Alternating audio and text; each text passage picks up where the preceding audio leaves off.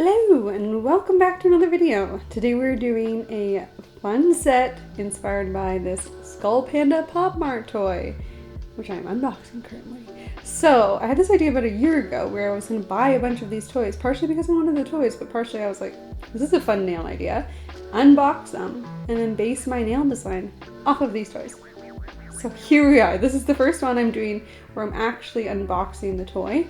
And doing it right away based off of this. I've done them before where I've done sets inspired by these Skull Panda toys before.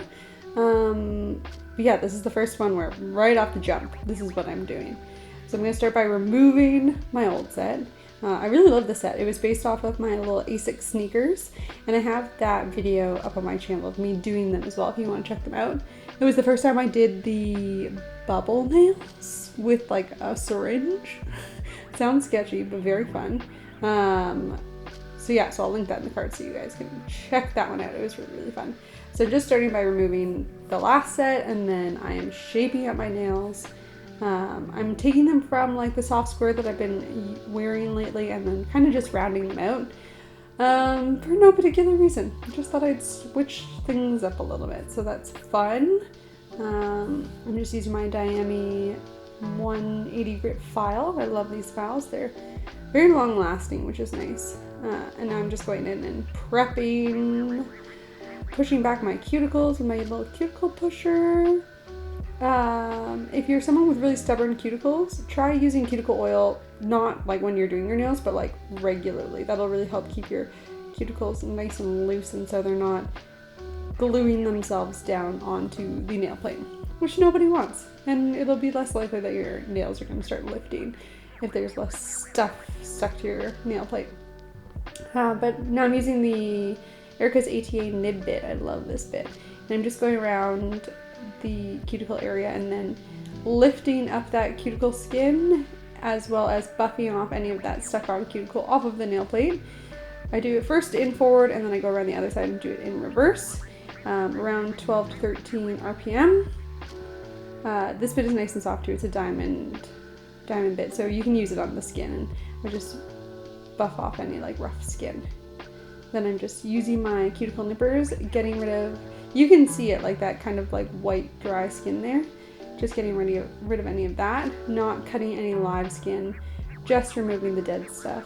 Because I don't want to accidentally cut myself and start bleeding. It's never an enjoyable situation when that happens. So yeah, and then just going through the sidewalls too and making sure I'm getting any like hangnail situations or anything like that as well. I'm very excited for this set. It's so cute. I have since, like I've already worn this set for many, many weeks, and I'm in another set now, but I really love this one. Like I'd be happy to have this one on again. It's so cute.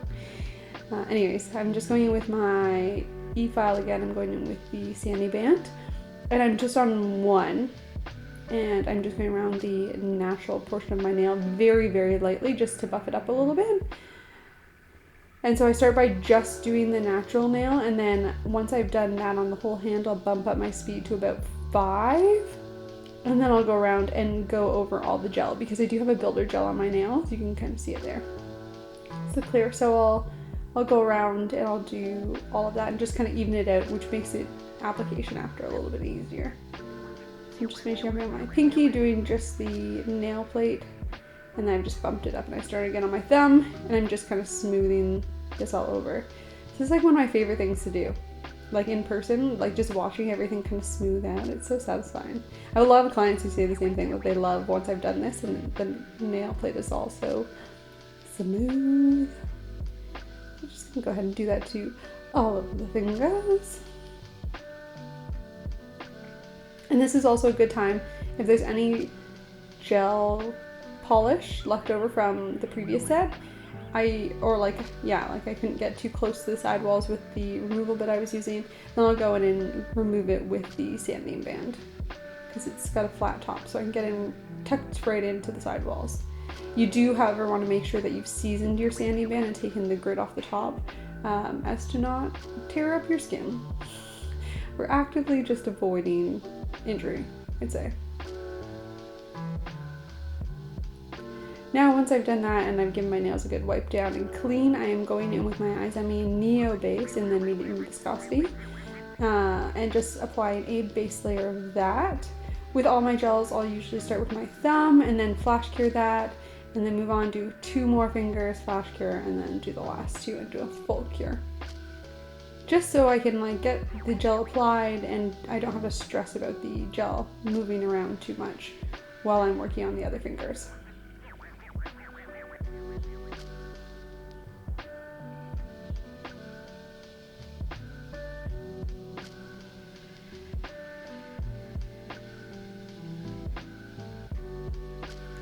Now that I've applied base coat to all of my nails, I'm going in with the Izemi Resin 99.9 Fast version.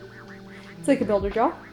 So I'll just apply a slip layer of that, and then I'm going back in with a bead of the gel and then walking that down the nail, but really focusing on like filling in that back section and kind of just using the brush to even it out. I'm not doing a very precise job because I know I am going to be filing over the top of it. And they weren't like, they were pretty, what am I trying to say? They weren't too much of a mess, so I knew that I still even wouldn't have too much filing to do, even if I wasn't extremely precise. But I do want to emphasize that you only want to do 1 finger at a time, and at least flash cure it. Just because if you let it sit, the gel will move around too much because you are using quite a bit of gel. So you definitely don't, you want to cure it well. It's kind of where you want it. And then always make sure you're checking from the side to make sure your apex is looking tight.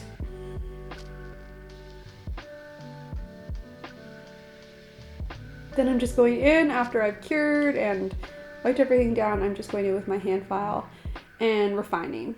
So this is what I meant when I said that I wasn't too stressed about the application, because I usually always refine.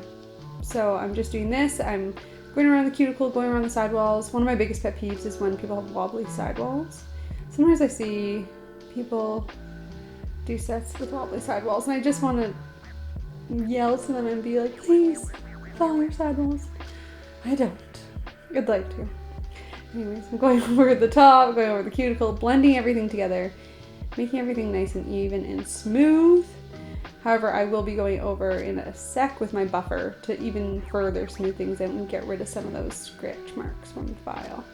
So you can see I got the gel bottle buffer. It's a 180 grit, the side that I'm using. And this smooths things out. I go around the sidewalls and the cuticles just to make sure everything's kind of flush as I can get it. It's really crazy at this speed watching myself do this. Imagine I could actually do nails this fast. 30-minute appointments for tier 3R, that'd be incredible. Now I'm going in with the Izemi Neo base in the low viscosity. So this one's a bit thinner. So because I'm just basically wanting to smooth out the scratch marks and stuff from the buffing and filing, I'm just using that. I don't need any thickness with the mid viscosity, so I'm going for the thinner one. I will also be using a syrup gel, and I do find that syrup gels work best and most smooth over top of a base coat.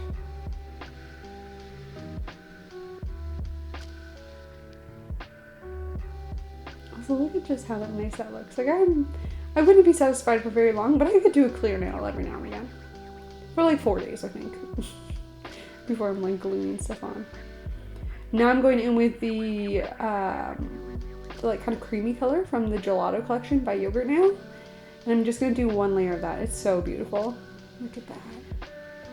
Such a nice color. And I like the syrup gel because you can still see a bit of my nail through it, but it just kind of evens everything out, lightens it up a little bit.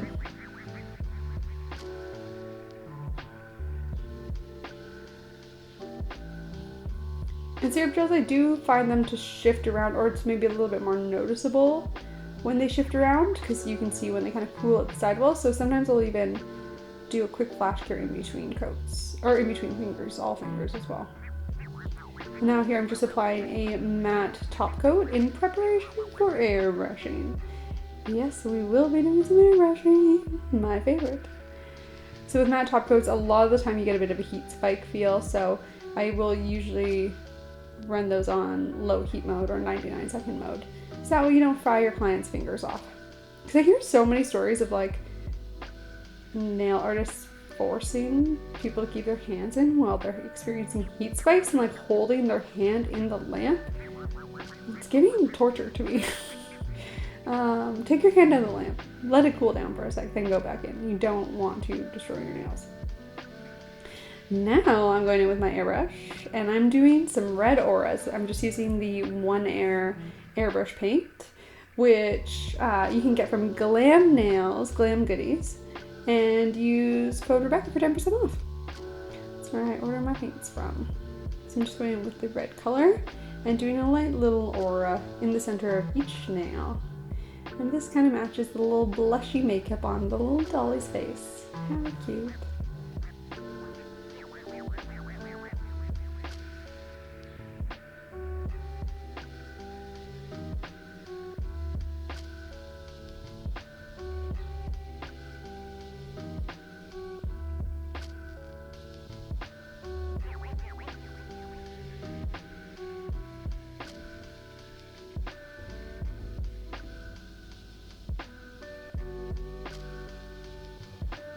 Now, I always treat airbrush like I do chrome. Even though I don't have airbrush paint along the edges, I always file the edges just to make sure there didn't somehow get airbrush on the tip, because it will cause chipping.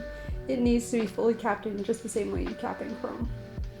So after wiping off, I was just called the crumbs, after wiping off the dust, then I'm going to go back in with my Izemi Neo base in the low viscosity. And this is my favorite base coat to cap in the airbrush that I've used thus far. So I work one finger at a time and I'm going to flash cure each one along the way just to make sure that the paint doesn't move around below, because when you're kind of agitating something a little bit too much, that's not like it's air dried, but you know what I mean? It's not like cured in there. You just gotta be a little bit more cautious. But I love capping in the airbrush because it really, you can see between the difference. It really brings back the vibrance of all the colors. Okay, so for this finger, I'm actually capping it in with the gel bottles all in one builder in a bottle in clear. Now I'm going to be applying chrome on this nail in like smaller details. So my trick with that is you use that all in one builder and you really, really, really wipe it down after curing. Like scrub it down. It needs to be squeaky, because that will prevent the chrome from sticking to the parts that you don't want it to stick to. So I am now, after having done that, I'm going in and applying the detail work that I want. I will eventually be chroming. So I'm using a syrup gel and I'm just kind of outlining and filling in the little design I've got going on there. And I'm going to apply it in 2 coats because I do want it to be a little bit more intense in the color.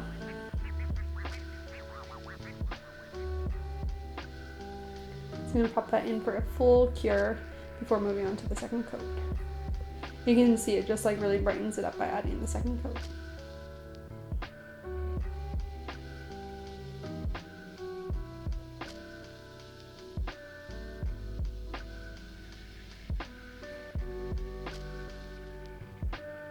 And I don't care that this is getting kind of thick because I'm going to make it a bit more 3D anyway. I'm using the Diami Silly Jello. So it's like a thicker gel that you can like encourage brush strokes in. So I'm using an ombre brush and I'm just applying it all to that little design that I've done. And then I'm going to pick up a little bit more. Oh yeah, you want to keep your brush clean so you can get really defined brush strokes. So I'm going to first do the design and then I decide I want more gel. So I'm applying more gel. So it's a little bit more drastic in the, basically the peaks and valleys of the brush strokes. And then after giving that a full cure, I'm going in with my chrome from Ice Gel.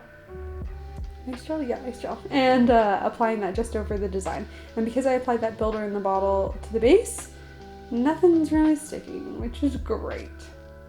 So I'm just rubbing that in, and I'm not going to do anything with it. Usually I would kind of cap in at this point, but I'm just going to leave it. Just going to roll with it. So I've grabbed my D-Gel painting gel, and this is the one from the Ginny collab. It's this beautiful red color, and I'm going to be painting little roses using my little tiny brush. And so basically with this, I had a lot of actually clients and people comment on that being like, you hand painted those roses? And I'm like, yeah, it was pretty chill to do. So you can see, you just kind of start with a little mark in the center, and you just do these little lines that surround it, and you just gradually make them go bigger and bigger and bigger until you're satisfied. It's very, very simple, and they're pretty cute.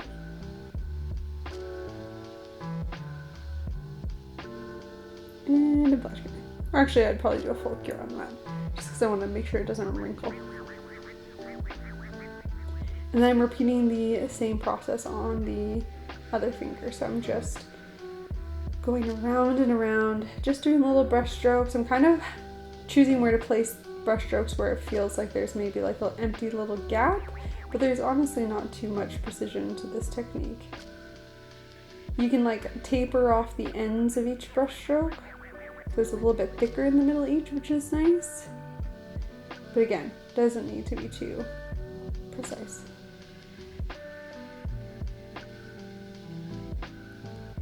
And then I'm going to pearl. So I'm going to be applying pearls from the set, which is very cute and very fun. And I like to use my hard gel in a tube from Daily Charm. So I'll lay down little bursts of that and then stick my pearls in with my little pearl picker-upper tool. And I'll do the whole hand and then I'll cure that. Oh, no, I'm just kidding. I flash cured the thumb. Actually the hard gel is pretty stiff, where I find that if I do the whole hand for most things, they won't shuffle around, which is nice. So every once in a while I'll do that.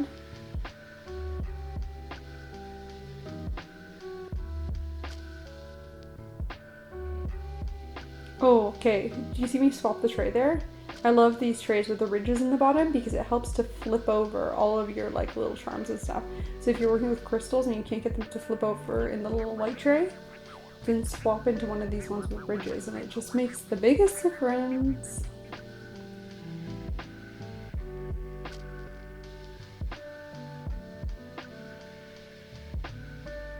And I'm going to fuss around with this a bit. And I'm going to remove them, I think. That's what I love about gel is you can really change your mind.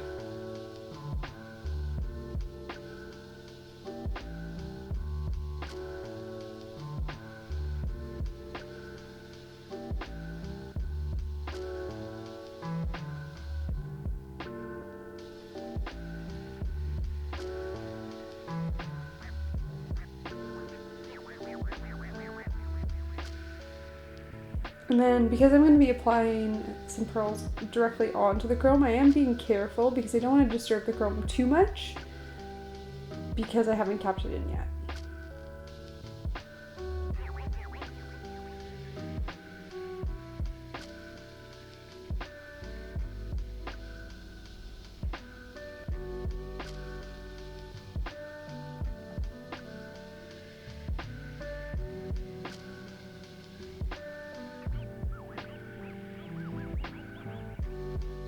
And I'm going to do a full cure. And one of my biggest recommendations, and I often get questions about this for like the little silver ball things that are like pearl shaped, but they're silver, is how do I get them to stay shiny? And I do that by putting a little dollop of hard gel on top of all of them. So I just pop a little dollop on and then I kind of manipulate it. So it's still on the top of it, but it also surrounds it. So that way as your nails are being worn and they're essentially getting worn down, the 3D is getting worn down, it's way less likely that the pearls will be affected because they have that layer of hard gel on top. So it'll be a lot harder for it to get worn through. So I highly recommend doing that.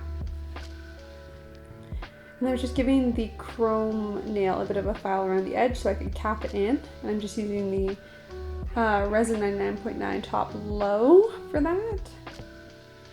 And then give that a cure, and then I'm going to go in and top coat the rest of the hand using the exact same resin top low. And I'll re-top coat the chrome one as well because I only topped the chrome area in.